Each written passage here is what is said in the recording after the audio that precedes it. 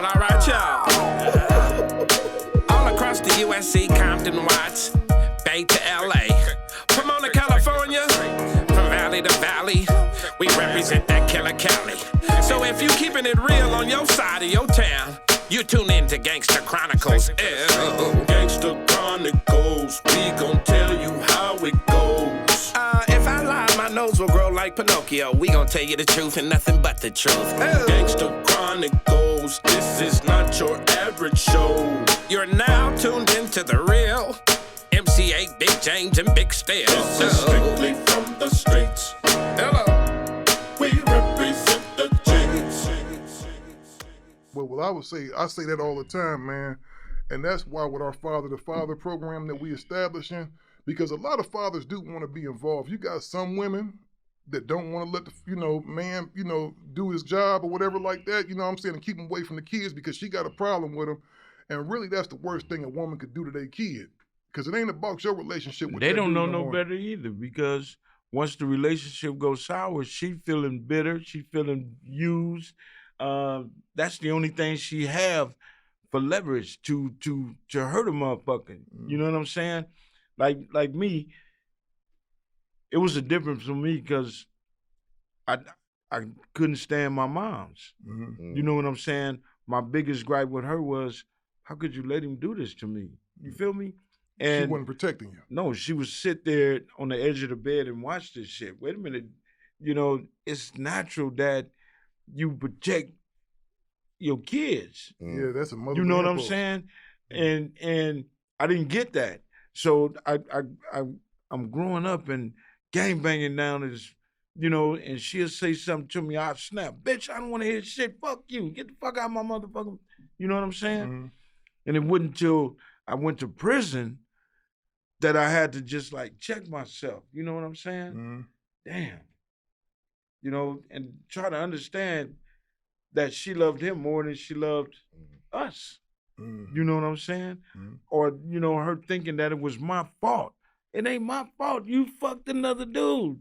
Yeah, you or was probably with, fear. If he feeling like, and I'm just keeping it 100, if he felt like I'm not his son, you must have been fucking around. Now here I got this dude coming to me telling me he my pops. Mm-hmm. But really, in reality, nigga, I've been damn near 30. Fuck you too. Where was you at when I was getting my ass whooped, clown? Yeah, real shit. Right. A mother can't stop you from, I'm going to get my son. Fuck giving me money and sliding shit to me. Come rescue me, motherfucker. So when I went to prison, it changed everything. Prison taught me. Prison made me kind of realize a lot of shit. You know what I'm saying? And from the day I got out of prison, everything I did for my mother because I felt I owed her, because I put her through a lot of shit. So it's just pretty much the shit I learned from my grandfather. The rest of it is self-taught. You know what I'm saying? And I really felt like I can be this fucking monster because once I start smelling the fear of motherfuckers and the running from me and walking away from me and can't look at me, I felt like, okay, I got these motherfuckers. You know what I'm saying? Outlet. That was your stress relief. At that point, it didn't matter. You know what I'm saying? It didn't matter to me. And my mom used to just tell me, kick back. You need to relax. Other things is coming for you. You need to do this. I didn't want to hear shit, but where Mob James at? I'm listening to Mob James the whole time. I didn't want to hear nobody else. I wasn't on no snatching purses. I wasn't on no climbing through motherfucking windows. I was a goddamn gangbanger. I was happy being one. I was certified being one, and that's the only thing that meant to me. You know what I'm saying? Do you think that the gangbanging, this is a question for you, A, do you think this gave you purpose in the family, the gangbanging? What you mean, the purpose in the family? Like, do you think the gangbanging gave you kind of like a reason to be, so to speak, and like a family, kind of like a family that you didn't have at home? No, it really wasn't no difference. I'm in the hood, I'm hanging with the homies, I'm getting used to the homies, I'm kicking it at the homies' house. They just became part of. Because now everybody is hanging in my house. You know what I'm saying? And man, I got so many goddamn stories. And every cat that know me, if they come in my house at 6, 7 o'clock in the morning, I'm pulling a rifle out the window, firing at their ass. Pow! Nigga, y'all know it's too early. I'm shooting at motherfuckers. But the hood gave me that. I ain't worried about it. I ain't worried about being homeless. I got somewhere to go. I'm gonna eat. I'm this and that. So I wasn't insecure about shit because I had something to do. I'm on the block all damn day, hanging out, trying to, sell fucking rocks and shit. So, and then I had my two brothers. You know what I'm saying? So that was family. You know what I'm saying? And my sisters and them my little sister was with it. My other sister was, let's say, Beverly Hills. Like, no, you gotta love your daddy. Shut the fuck up. And I used to take shit out on the boyfriends. You feel me? Instead of hurting them, because that's one thing I hated. And I watched how my pops beat up my mother. You know what I'm saying? And I hated a motherfucker that beat a woman and won't beat a man. You know what I'm saying? And I didn't understand when he was at the motorcycle club and, oh, fuck you, Big Mac. Kiss my mother. Damn, he ain't doing nothing to this dude. Why? Choosing his victims. Yeah. This motherfucker talking shit, but they talk shit like that. But at that time, I don't know. Why you ain't getting in this dude ass? Why you didn't get in my uncle ass? You know what I'm saying? He tell me I got to say yes, sir, to a motherfucker. He tell me I don't have to say that. But my uncle say yes, sir, and I wouldn't say it. I don't give a fuck what he did to me. Punching on me the whole nine. I'm not finna say yes, sir. He said I ain't got to never say that to no other man. So I'm going by what he's trying to instill in me. I ain't getting that. He's sitting here, my uncle choking me, telling me to say this shit. I'm looking at this dude, why did you didn't snatch his hand off me? So it wasn't nothing he could say. Right there, his shit was shot with me. Yeah, and that's I didn't crazy, give a fuck. man. And you know this one thing I noticed, man, in our community, it's a lot of secrets, man. Like I'm gonna tell you on the women's side, it's a lot of young girls that get raped at home, get sexually abused, and never say nothing and just hold all that in, man. It's a lot of pain in our community, man. Well, they scared. Products of the environment, man. Yeah. Family members or motherfuckers close to home, motherfuckers where you got to be supported by, and then like in James' situation, like he said with moms, sometimes women feel like being quiet and going along with the program and shit saves them in a sense. So, you never know about what kids have to go through in the situation. So it's a lot of hidden secrets. Yeah. Well, being a kid and being touched by the uncle, mama, boyfriend, etc., they scared to talk. They scared to say something. And the ones that do, what happens? Oh, he ain't tried to touch you. Mama takes the side of the man. Yeah, She so-called herself love. Because that's that support structure. It's fucked up. But, and women bring all different kind of men in front of their kids. They shouldn't do that. Yeah, which I never understood. I know some women today that won't bring a nigga in front of their children. Amen for them. You know what I'm saying? But you got women that want you to meet their kids. Come on now. You don't know what type of nigga I am. You don't know if I like boys or girls or both. Yeah, and that happens a lot too, with the boys. You got little boys that don't been, and then we wander around, and it's like I was telling somebody the other day, I tried my best, man. I ain't perfect, but I tried my best not to pass judgment on people because I don't know what they've been through. Right. A lot of people a lot of women you see walking the street now, doing different stuff, and you just, we quick to call them hoes and bitches or whatever like that, but they done been through some pretty traumatic shit. I had a homegirl that stayed next door to me. It was 4 girls. And I learned later on, because them 4 girls was all real promiscuous, right? They was known as the girls in the neighborhood. If you wanted to go, they was everybody's first piece of ass. But you find out later on, years later, that their dad was real strict, that strict motherfucker. He was in there touching on all the little girls, man. He eventually something eventually happened to him. I don't know if he got locked up or what, but he eventually got, caught up with that shit I heard. But he was doing this for years, man. And all of those girls, I think out of all 4 of them, maybe one of them turned out all right. But the other 3 girls is lost because they had secrets that they couldn't tell. Now just imagine, you got a motherfucker, you a little girl, you a little boy in some cases, and you got a motherfucker that come to your room every night and have his way with you. And you can't say nothing. You go to your mama or somebody that you think will help you. Boy, stop lying. You lying. Girl, you lying. You didn't do that, or it's your fault that you did that. And besides that, you got the motherfucker that's doing it to him. Tell him if you say something, anything, I'm going to kill him. And they're scared to death. It's unfortunate that females caught in that type of situation. You know what I'm saying? Because like I said, we as men sometimes we get caught in the fucked up worlds of control and abuse and all that shit to do motherfuckers. And then women be feeling like maybe, because they support system or they came from a broken home or whatever, so they got to turn the other cheek because then what's going to happen to me? Right. If I speak up or if I do the protection, then what happens to me? You get me?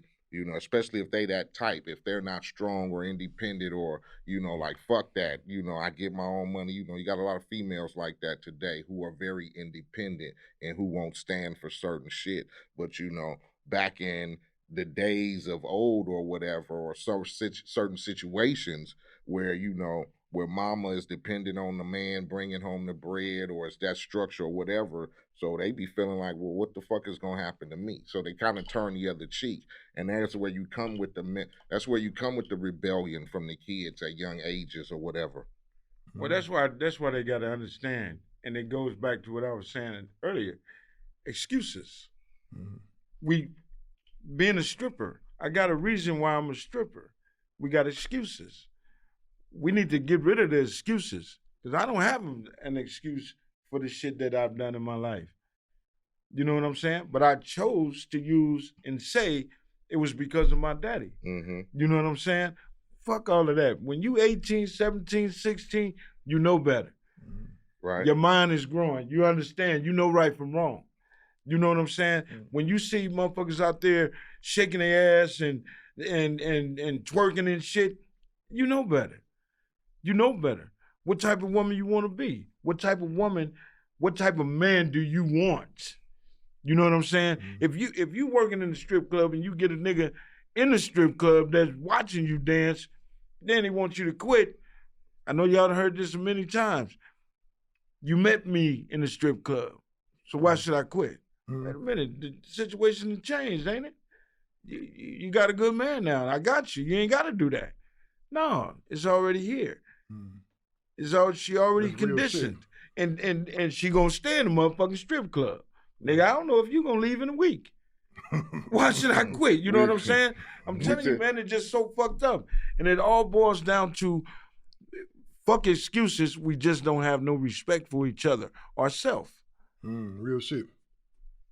Real shit. Because you know what it is in our community? We do like to play the blame game a whole lot. We point at everybody. We point at the police officers. We point at everybody else, right? But we don't respect one another. Right. We don't respect one another. I was talking to Bobcat, DJ Bobcat the other day, and he said that, man, he said, you know what, Steele? I really want to change this narrative because he said, the worst thing I ever did in my life, because Bobcat was one of the founder members of Rollin' 40 Crip. Mm. And he said he go back and he listened to these young cats talk, and he said, that's not something I'm proud of. Right. Because I can't think of not one good thing that our hood has done besides a bunch of motherfuckers leaving the planet way too early, a bunch of destruction, and a bunch of mamas crying. He said he went to his homeboy's funeral when he was younger, 17, 18, something like that. He said that's when he realized, he said, man, this is some fucked up shit we created. It is. It's a poisonous cycle, so I think we all have a lot of problems in the black community, not just the black community. But did we create the gang mentality, or did we adopt that from all the shit that we were seeing before us? We adopted what we saw. Exactly. Nothing was created. We adapted. I hate when people say that we created the gang shit and we started gang bang and all that, because it was the imagery of being the tough guy and the man with the pistols and running the neighborhood that came back from long before. Motherfuckers was doing that way before us. So we adopted that mentality and that lifestyle because it was a way that we saw to extend the pot or the pile or the money or the recognition or the ownership or belongment or whatever it is. But this is our neighborhood. We gonna protect it. So we are this. But we didn't form shit. We didn't start like whatever. We got that idea from other shit that was created. Well, I think it was spawned from all the shit that was just going on. Gang war. Yeah. Gang war is nothing but a female lived over here, fucking with a nigga over here, and that nigga over here, that was his bitch. Nigga, you over there fucking her? And he goes over there. But the homies don't know why this nigga got a beef. You know what I'm saying? And you got, I mean, this shit has been way before our time. Way before our time. It's niggas lying on each other. It's niggas starting shit over here and over there, and it's what they want. You know what I'm saying? So here you got a big-ass gang war, and it just got out of hand. Now motherfuckers is pretty much beefing over the same old bullshit, but they just more personal with it now than back then in the days. You know what I'm saying? Back in the days, you could see the homies and hang out and really didn't have to worry about these niggas coming to do a drive-by. Now here come 81, 82. Niggas ain't got 38s no more. Niggas using Uzis and big shit. Guns and shit, they got some big-ass tools. So it's totally different, but it's just gangbanging has the same concept that it did when it first came to the hood. Niggas protecting the neighborhood. So we think that that's what it is. We thought that's what it is. But then it went more personal. Right. Because the leaders didn't like that motherfucker, or this dude didn't like that motherfucker. Or so this girl was fucking that nigga or exactly. whatever. That's what it So turned it just into. broke down to a lot of different shit, and everything had a reason for it. This is why. This is how old boy got killed. This is why. Everybody has an excuse for something, but now they're just so fucking. It's fucked up now. You know, even with the way the world is going now and the way shit is changing, you know, these 19, 20-year-old cats that have mind development ain't paying attention that, man, at any time, we could be attacked by woo-woo-woo. The white supremacists out there like on 100 and want you to see them. You know what I'm saying? Niggas is getting hung and we overlooking it. You know what I'm saying? And you looking at all of these motherfuckers that's going to jail today at the Capitol that was in law enforcement. I'm talking about top-ranked motherfuckers. They know what they're doing. But think, these motherfuckers that's killing us in these police cars, what you think these motherfuckers is? They only showing us they out here now. Yeah, y'all done hired some racist motherfuckers. And they coming from the militaries, all ranks, regardless. Here they are. And they taking us out and we ain't even paying attention, but we killing each other. You know what I'm saying? Because we naive and we don't give a fuck and we don't listen. We don't use this. And every time I say this shit, I ain't talking about them. I'm talking about we. Exactly. We, because I'm a very big part of our situation today. You know what I'm saying? It's cats in my neighborhood today that want to be like that dude, or in every hood, somebody want to be like that dude. Every hood, somebody want to be like MCA. You feel me? If it's rapping, but I'm in the hood, I got to get my grind on. It ain't coming the way it's coming. But they want to be like him. You know what I'm saying? Everybody is portrayed. I don't give a fuck if you own or off camera. Somebody is portraying you. You know what I'm saying? Shit. So we are the fucking gatekeepers of our own motherfucking self. Yeah, right. Finally get a chance to let the real